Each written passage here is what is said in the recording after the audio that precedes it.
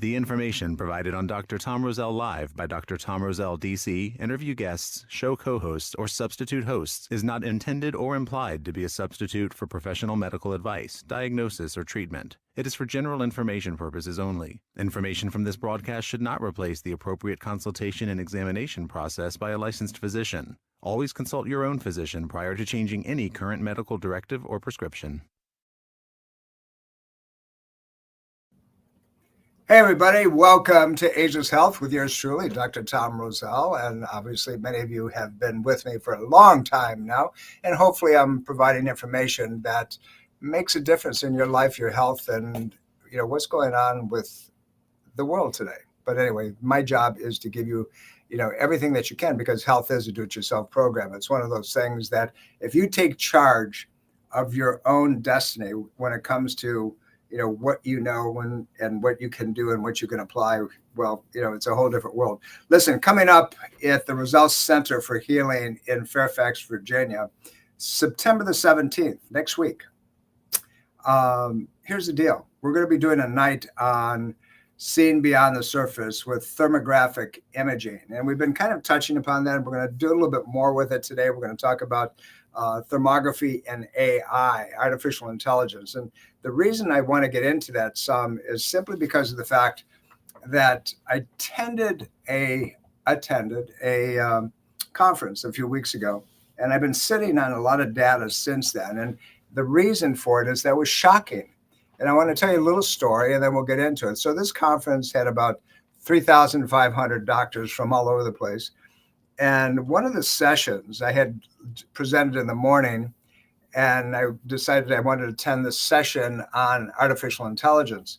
And it was artificial intelligence in healthcare and medicine moving forward over the years. So think about this, right? Let's say that, and they're talking about anywhere from about 3 years from now, maybe even sooner, of these types of implementations in particularly major medical settings. You have a problem. You're scared. You go to the emergency room. Now, you're not bleeding to death, right? So they don't have to rush you into surgery, but you're just not feeling good. So what happens? You walk through the door, they put you in a wheelchair of sorts, and they put on sensors around your wrists and 2 electrodes on your chest. Now, we're watching all this on the screen, and so it really got my attention. So they say, Mrs. Anderson, you seem to be having some problems that you're concerned about. And I understand that you have gastrointestinal problems, and you've been throwing up, and you've been vomiting, and you have diarrhea and so forth. And it's been going on for the last couple of days. And what you're looking at this point is this drop-down image of somebody. It's all AI generated that looks like you and me. And they're talking to this person because of the feedback now, because of the sensors that are on the wrist and on the chest. And it said, based on what we're looking at right now, you're not in a crisis situation. But do you mind if we get some blood work on you? And woman says, yes, go ahead and get it done. Pretty soon, this android, human-like type of person walks in. It's a robot. And with this gun, puts it in the arm, draws the blood real quickly. And within a moment, this image comes back on the screen and says, based on your blood work, we're not seeing really anything of crisis, but you do have a little bit of elevated temperature. Your white blood cell count is normal, but it's a little high normal. You probably got one of these enteroviruses out there. And what we're going to do is this. You don't need to be hospitalized. Before you leave, we're going to hook you up with a bag of saline water and saline, and then we're going to send you home. And I want you to leave the sensors on so we can monitor you. If anything happens within the next 24 hours, what we're going to do is we'll have a transport at your house within 5 minutes. So it's like you're being here, actually even better. And it goes on and talks about that. Can you imagine what that future is looking like? And then compounded on that, one of the physicians who was on this panel, there was about 6 docs, and he made a statement. He said, AI is 70% more accurate than physician diagnosis or your healthcare provider diagnosis. So being who I am, hand goes up, and they're passing a mic around. And I said, Doc, let me ask you a question. Based on my experience, healthcare providers coming out of schools, whether they're medical schools, chiropractic schools, acupuncture schools, they seem to have lost the ability to have basic fundamental intuitive insights based on diagnostics that they were taught, which I went through. And I'm the guy that used to look at the tongue and watch the eyes and look at the skin texture and body language, muscle movement, neurological exams, and so forth. They don't seem to know how to put those things together. Doc, would you think that's one of the main reasons why the doc in the field doesn't have the diagnostic acumen as the AI presentation does? And I shut my mouth and I drop the mic, right? And, so you have to be careful when I'm around because I ask the wrong questions sometimes of people who don't want to tell the truth. But here's the deal. AI is coming. And I want to show you how it actually can be used in a good way opposed to that way. Now, what are we talking about? Well, coming up on the 17th, this coming Wednesday evening, Dareth Painter, who is the principal of Thermography Centers of Virginia and Thermography Centers of Fairfax, is going to be presenting. I'm going to kind of do the backdoor feed-ins on some of these things, but she's going to give you how this stuff really works, what the expectation is, and why it's so critical with diagnosing the preliminary stages of breast cancer. Let me touch on that just for 1 second. When you're developing a tumor, ladies, or a ductal carcinoma, cancer in the ductal system of the breast tissue, before it happens, before it shows up, you have to have a blood supply. And that blood supply develops somewhere between 3 to 8 years before the tumor shows up. So if you can see that blood supply, that is a differential and it's not symmetrical to the other side, you can take action on it well before the doctor says, well, we're going to lop off your breasts, or we're going to do chemotherapy, or we're going to do radiation. Because once you do that, number one, once your breast tissue is gone, it's gone. But more importantly, when you have all that chemistry, all that radiation in your body, what did you just do? You increased your risk of another cancer showing up. So if you can do something before that, wouldn't it be the appropriate step to do? Well, we're going to show you how that does apply to everything that's going on. Why don't you join us this coming Wednesday, the 17th, 6 p.m. at the Roselle Center for Healing in Fairfax. All you have to do is go to rosellecare.com, ROSELLECARE.com, rosellecare.com, or drtomroselle.com and register. You can do it the old-fashioned way. You can call the office as well. It's 703-698-7117. But let's get into what we're talking about today, because I really want you to understand the applications of what is really going on with the good part, if you will, the good part, because there's some really bad parts, in my opinion, of the advent of this AI culture that's coming down. God forbid it begins to think better than we do.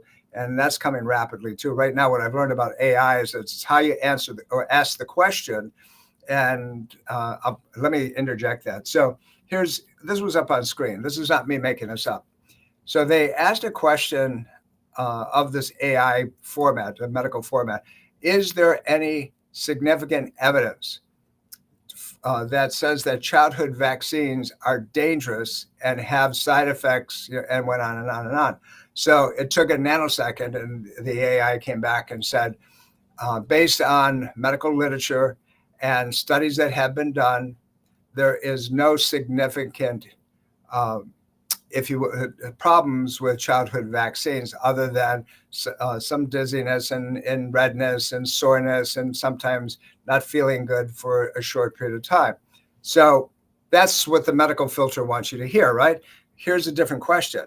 And that was asked they asked AI, if you had children today, knowing what you know about the side effects and the problems that these vaccines may generate in tissue changes, would you vaccinate your children if you had children? Within 10 seconds, it came up. You know what it said? No. It's the way you ask the question. You ask the right question, you get a certain answer. You ask the wrong question, you get other answers. Now let's get into the program. Let's talk about this. AI and diagnostic imaging. So the first thing that I want you to understand is everybody's out there looking at the applications of artificial intelligence. And in my world, in the natural world, and the things that we want to predict things from happening quickly, it's also being implemented there. So when you look at breast thermography, let's keep it to that because that's going to be a really central focus of plus everything else with cancers and so forth in this Wednesday night's program. But breast thermographic imaging will show heat signals of abnormal, not symmetrical representations of something going on. What is that something going on? That's heat signal. That's all it is. There was an interesting article that came up in NIH, one of my favorite places to go to, PubMed, right? And the article was breast cancer and clinical screening using infrared thermographic imaging and as it relates to interpretation of artificial intelligence. Wow. Wow.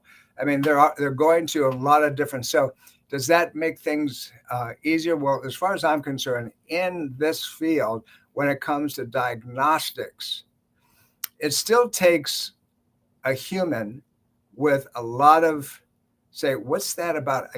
Let's take another picture that really intensifies the finding. But in this particular situation, it can add a very good, strong, hopeful outcome, if you will. But when you're looking for related searches, I want you to look this stuff up. When you look at diagnostic imaging and AI interpretation for breast cancers, so it's really amazing, what you're going to find. And there's an article that came out in a place called Signature Link, and it was published last year, the 19th of August, in 2024.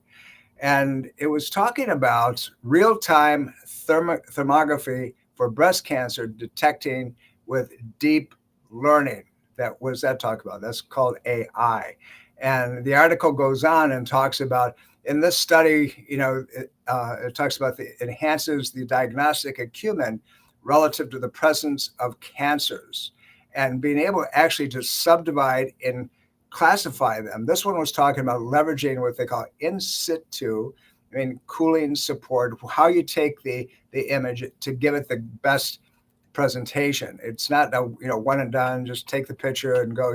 You have to do certain things. And Dareth this Wednesday evening will show you what's necessary. She's going to show you the camera, by the way. She's going to show you what happens. She's going to take a couple images. She'll show you what takes place.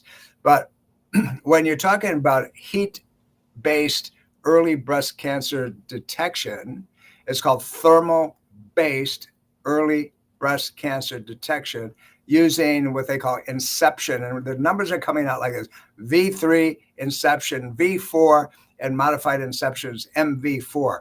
What does that mean? That means that you're putting it into an artificial bank to give you the greatest percentage of possibilities. But you know what I found? I found that even with the ability to put this into a database, a human who's had huge amounts of experience, if you will, has the ability to identify changes, shifts, little indicators far better than any other computer, simply because you get that sense. But this has got to be somebody who really cares and is looking at this. The Thermography Centers of Fairfax and the Thermography Centers of Virginia uses a group of doctors from ACCT to look at these films, and they do it, and they're starting to enhance it with other modes of diagnosis. But these guys are good. They're really excellent when they come back. They say, hey, did you see this? And they'll point something out, said, go back and redo this with this in mind and see what shows up. The temperature distribution has to be uniform, and it can't be super hot, because obviously you can have bilateral, all kinds of stuff. But there's nuances, there's subtleties that have to be picked up that will show you something that the human eye may not have noticed, if you will, just by itself. You have to engage the brain, not the AI brain, but the human brain, my opinion, and so forth. So when you're when you take an image, it has to be under the right conditions. What's that? You got to make sure that you're really not drinking any alcohol, that you haven't consumed any really hot drinks for an hour or so before the image is taken, because those things can influence heat thermal potentials, if you will, throughout the entire body. So it has to be done the right way. The person has to be in a seated position, in cooling position, if you will, not cold, not ice cold, because that's going to skew it as well, but at a regulated temperature setting. If you do all these things, it is one of the most dependable forms of diagnostics. Thermal imaging can identify a tumor from the increase or decrease heat pattern, thermal pattern, if you will. And if you understand that, it's localized, it's in a region of other than otherwise healthy tissue, now you've got finger pointing. Now you take the next step. Instead of going to mammography and having that soft tissue, that breast tissue crushed by 45 pounds and then radiated, which is carcinogenic by itself. And guess what? The results are not dependable all the time, right? What do I mean by that? The dependability of a mammography between false positives and false negatives is only about 70%, slightly higher if it's done with extreme accuracy. But with mammography or thermography, that false positive, false negative is about 10%. I don't know about you. Would you like something that doesn't use radiation? Would you like something that is far more accurate? So the question should be, so if it's so good, why aren't we using it? Why isn't the primary situation in this country? Do you know in Europe it is? We've talked about that. In Europe, they go to thermographic imaging for all kinds of diagnostic considerations before they go to any type of intervention that can cause damage. What are we talking about? We're talking about mammography and CAT scans and things of that nature. They'll do this first, and then they'll couple it with what? Ultrasound again, not damaging to the body. And then the next step would be MRIs. Again, magnets, not radiation. So when you have the ability to shift and change and turn some things around without causing more damage and having an intuitive sight, kind of picking up the sheet underneath the covers, right? And taking a look, wouldn't it be wise to use that? So this coming Wednesday evening, 17th September, you're going to get an insight. You're going to see things that most people don't even know anything about. And you're going to have the ability to really turn, your thought systems around. So when you look at the ability of a diagnostic modem, yeah, it's going to be coupled with AI at some point, not us, but once these guys are reading these films and so forth. Wow, it really takes it to another level. So please join us, and we're going to walk through that. So when we're talking about real-time diagnostics, there's another study, that I came across, and it was a little bit finger pointing, if you will, and it's discovering artificial intelligence, and this is real-time thermography for breast cancer, and there's tons of articles that are coming out on that now, and it was published again last year. I haven't seen the new stuff. I've been looking for it for this year, but 2024 is when this article came out. And when you see the different pieces that are being promulgated, if you will, you say, hey, something's here. So there's an extensive review on emerging advancements in thermography and the ability to see, if you will, the neural networks. What does that mean? What's neural mean? That means neurological. It means that there's a signaling that takes place, that there's a nervous system that's involved in this, in the detection of breast cancer. Wow. And this is an article that came out just, again, last year, July, about 14 months ago. And it's all over the place, except in good old United States. So when it's being done elsewhere, why are we doing it here? Well, could it be that, there's a reason that, we don't want to have these kind of diagnostics? I don't know. That's just, me telling you those kind of things off the top of my head. If you joined me on WMAL a few minutes ago on 105.9 FM in the greater Washington metropolitan area, yeah, I gave you a couple indicators that, you have to be real careful and heads up with this stuff. But, we have to understand that the ability to detect has to do with a combination of technology, which is advancing rapidly, and we have to be careful how we use that, but also the intuitive capacity of the physician who is experienced in this area, right? That they're experienced in this area. So if you could do it without damaging more tissue, let me give you a couple examples. I've seen more exponential rises in all kinds of cancers in the last several years than I've seen in my entire career. I mean, exponentially. It's like a volcano erupting and all these things are spewing all over the place. And what I've noticed in a lot of these things, my opinion, based on literature that's out there, my conclusions are that a lot of these are turbo cancers, meaning that they were initiated by what we went through during COVID. And particularly guys with prostate cancers, women with ovarian and breast cancers, and it just, boom, it goes through the ceiling. Now, if you had something that you could use to detect the preliminary situation, that in some of the articles are saying using what they call multi-layer perception neural networks, that's MLP-NN, and the support vectors in these platforms, and they're calling those SVM, and then artificial neural networks, which they call ANN. They're claiming that if you use these things, that they've reached an accuracy rate of 99.75%. What? What you should say? Yeah, 99.75%. That's crazy.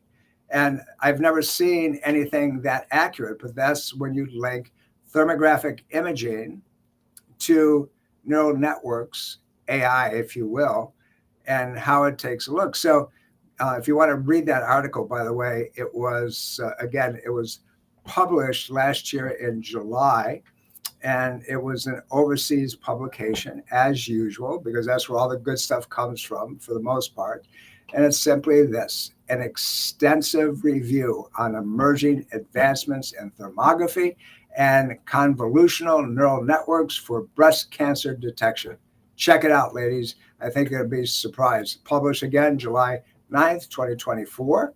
And when you read it through, you're going to say, why do we do the butchering, in my opinion, in this country that other places don't do? And because they know the damage, they know what the problems are, they know what they're missing, they understand that they have to be much more specific. And so when we look at the United States spending the thousands and thousands of dollars per person in the country, twice as much as the next country close to us, and we rank, depending on what you're looking at, from 17 on the healthcare scale to 35, it's a problem. This is an issue, and we're supposed to be the best of the best. Maybe when it comes to putting somebody back together that's bleeding on the streets and saving their life that way, but how about the day-to-day functional living conditions? We don't have everything that it takes, and I think that's common sense more than anything else. But we have to explore, the technology that's out there, particularly when it comes to some of the things that we're talking about. Going back to what I said, the exponential rise and all these things, it is unbelievable. And what we do know is that when somebody ends up going through generalized chemotherapy, it's not a matter of, is the cancer going to come back at some point? It's when it's going to come back. There's very few cases that have fully resolved 100% with no return. And everybody says, well, hey, listen, as long as it gives me more time. Well, that more time at what cost? And that's a different conversation. That's a personal conversation. That's something that only you can decide. But at the end of the day, you have to make a decision based on data. So that's what we're going to do this Wednesday evening, the 17th at the Roselle Center. Join us. Join Dareth Painter. She's amazing. She has an intuitive sense that is next to none. I mean, the woman, you want to use the word, she's a medical intuitive. Maybe. I mean, maybe she just has that ability to look at people and see. I don't know. But with thermographic imaging, she really has a special gift. Having said that, join us. She's the technologist. She works with ACCT, and she takes the images, and she's great at what needs to be done. And then she ships them out to doctors, and we get back the images within about 24 hours. It's really pretty quick. So join us. Give us a call, 703-698-7117. We start at 6 sharp. So please be on time and join us so we can give you as much data as we possibly can. And I promise you it's going to be fun. And besides that, I'd love to meet you. So we'll see you then. Okay. You're listening to Dr. Tom Roselle Live. I'm here constantly giving you all kinds of information. A lot of it is controversial. A lot of it is stuff that you may not have thought about before. Well, it's my obligation, if you will, to make sure you think through the process and give you other options. And we do that ongoingly as often as we possibly can, at least once a week. And hopefully we can get it done more often. I'll see you soon. Remember, I love you all. Have a great day.